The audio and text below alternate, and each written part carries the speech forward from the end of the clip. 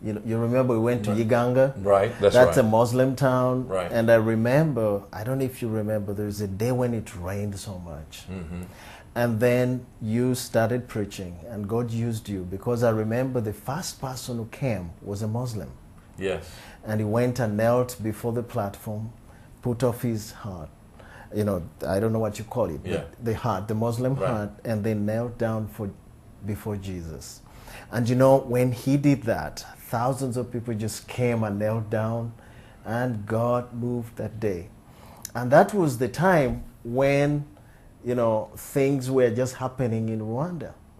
And, being a person from Uganda, seeing the dead bodies that were floating on the lake, Lake Victoria, right. And, looking at what I knew about Rwanda, it was like 90% Catholic. And then now the religion they had not really done anything. Yeah. I just felt that the best person to go is you, to bring that gospel, which got that Muslim on his knees.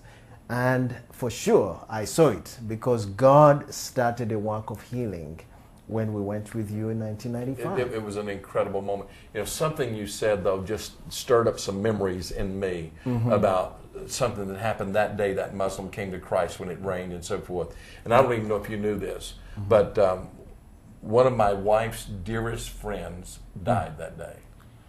And we I don't know if you remember, we went to the post office because while it was pouring down raining, waiting for the rain to stop. Yeah. And we called back to the United States. Yeah. And we got word that my wife's friend, and both of our hearts were heavy and broken.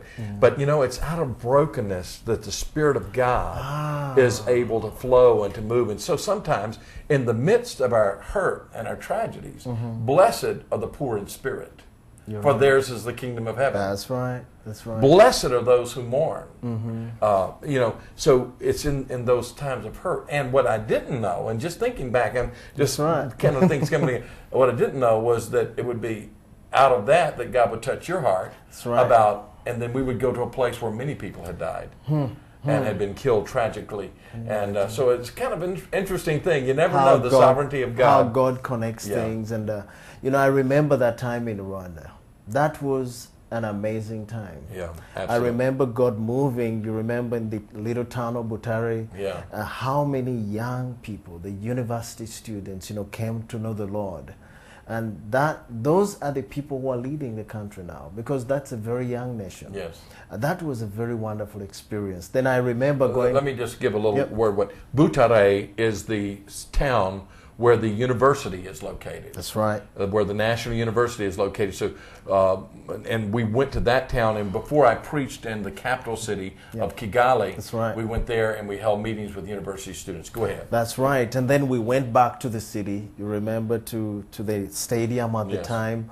And what I remember the leaders saying, they had never seen such a big turn-up, where we had the crusade. And what is really interesting is that there were so many thousands of people who accepted the Lord. And for me, I know the way people look, the Tutsis and the Hutus, the way they look. But you know what I loved is to see Hutus and Tutsis coming down and kneeling before the cross of Jesus Christ. There alone, that's healing. Bringing these two races together, two tribes together, who were killing each other. Yes. At the cross, Jesus did it. Yes. So I really appreciate what God has done in your ministry. And I just want to say, keep up that good work of sharing the real gospel, because that's what brings life to the hearts of men.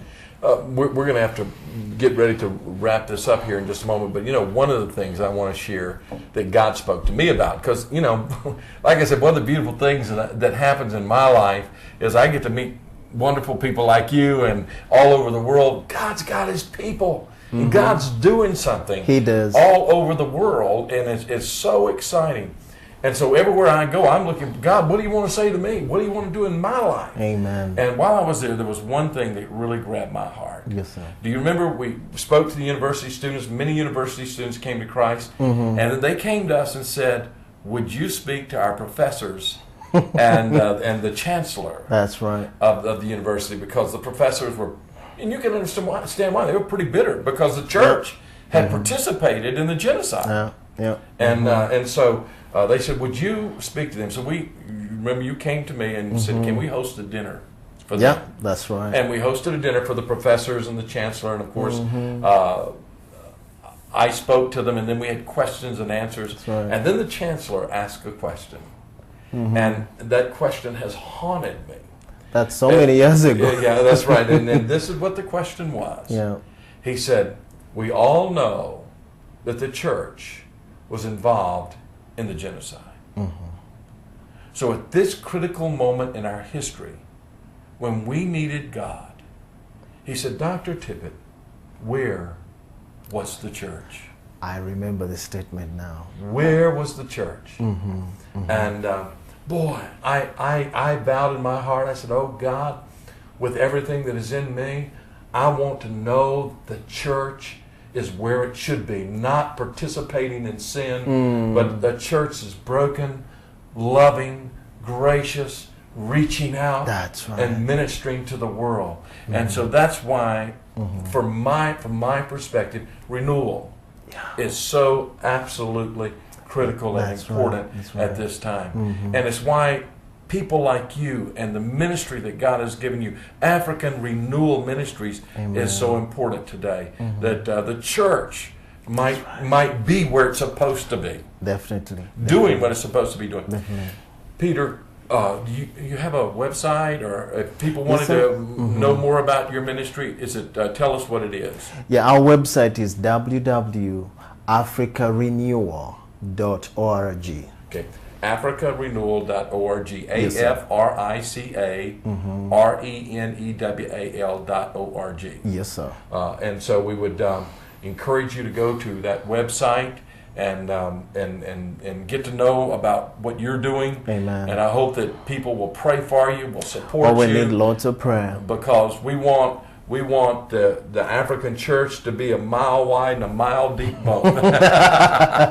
You're right. That's what we need. And that's what God's put on your heart. Thank you so much. Thank you. And thank you, Peter, for being with us and taking this time and out of your schedule to stop by here and just visit and join this conversation about renewal. A blessing. Thank you so much.